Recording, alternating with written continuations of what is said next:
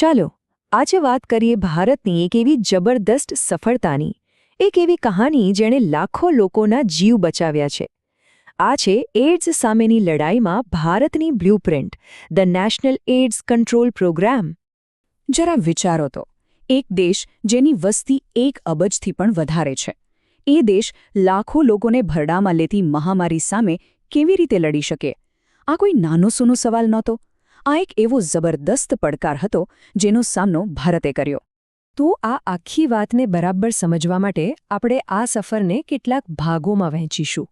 આપણે જોઈશું કે આ પડકાર કેવો હતો, ભારતની બ્લ્યુપ્રિન્ટ શું હતી, એ સમય સાથે કેવી રીતે બદલાઈ, એની મુખ્ય રણનીતિ શું હતી, આખું તંત્ર કેવી રીતે ઊભું થયું, અને છેલ્લે આમાંથી આપણને શું શીખવા મળ્યું. તો ચાલો શરૂઆત કરીએ ભારતની આ HIV બ્લ્યુપ્રિન્ટથી અને જાણીએ કે આ નેશનલ એઇડ્સ કંટ્રોલ પ્રોગ્રામ એટલે કે NACP આખરે છે શું.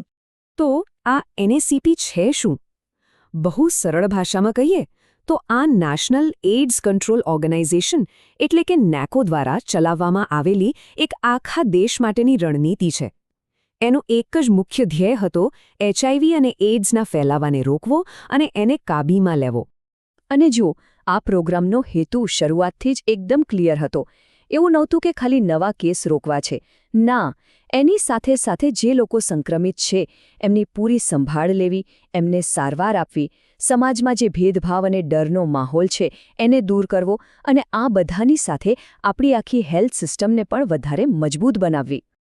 પણ સવાલ એ છે કે શું આ જે બ્લ્યુપ્રિન્ટ બની એ કાયમ એકસરખી જ રહી?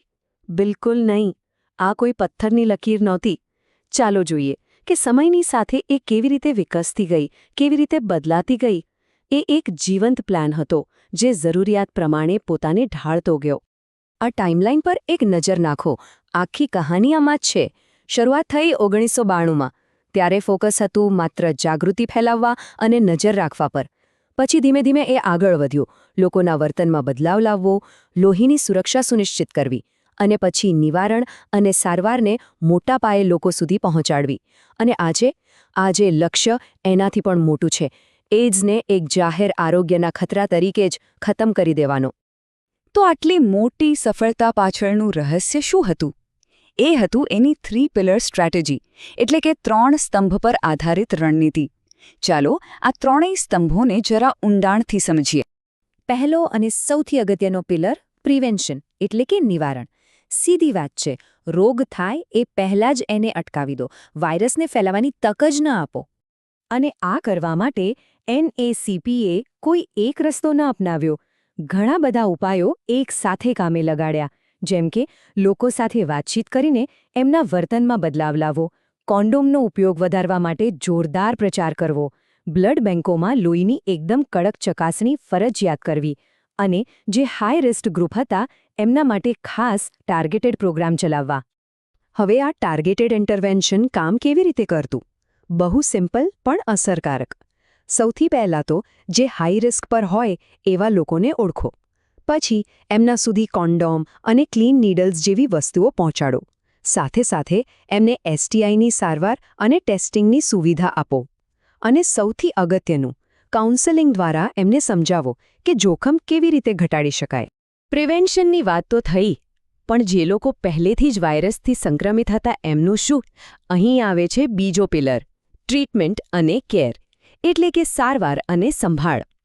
કારણ કે જેઓ આ વાયરસ સાથે જીવી રહ્યા છે એમને માત્ર દવાની જ નહીં, હૂંફ અને સપોર્ટની પણ એટલી જ જરૂર હોય છે.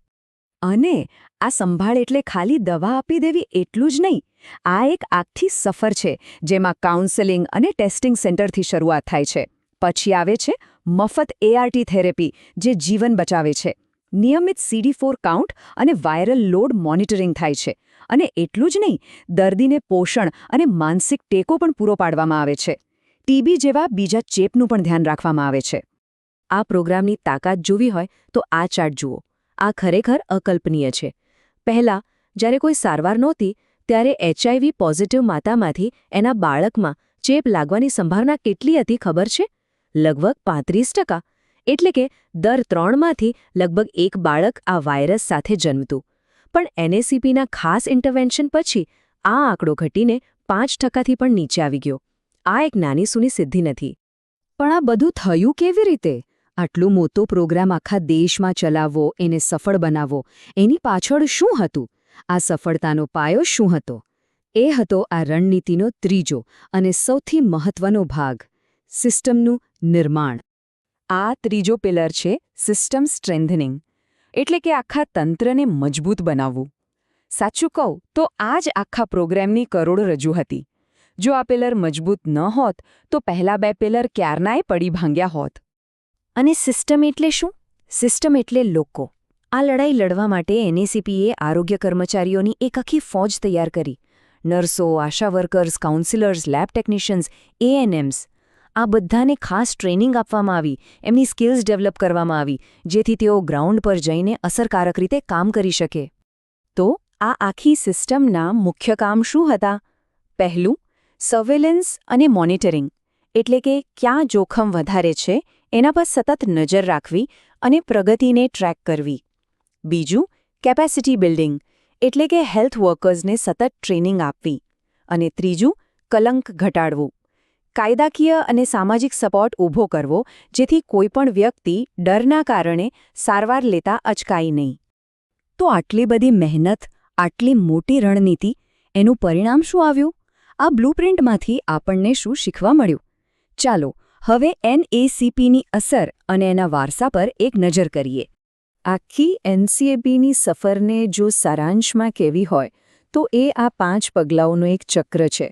પહેલાં નિવારણ, પછી ટેસ્ટિંગ, પછી સારવાર, એની સાથે સાથે સપોર્ટ અને આ બધા પર સતત દેખરેખ અને જાગૃતિ. આ એક સતત ચાલતી પ્રક્રિયા છે જે ક્યારેય અટકતી નથી. અને આ સફરનો અંતિમ મુકામ શું છે? એનએસીપીના 5મા તબક્કાનો ધ્યેય બહુ સ્પષ્ટ અને મહત્વાકાંક્ષી છે. એઇડ્સને જાહેર આરોગ્યના ખતરા તરીકે સમાપ્ત કરવો. આ માત્ર એક સ્લોગન નથી, પણ એક દ્રઢ સંકલ્પ છે. એ બતાવે છે કે ભારત આ લડાઈ જીતવા માટે કેટલું પ્રતિબદ્ધ છે.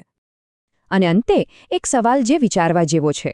ભારતની આ 30 વર્ષની સફર, આ સફળ બ્લુપ્રિન્ટ, શું એ આવનારી કોઈ વૈશ્વિક મહામારી માટે આખી દુનિયાને કોઈ પાઠ શીખવી શકે છે?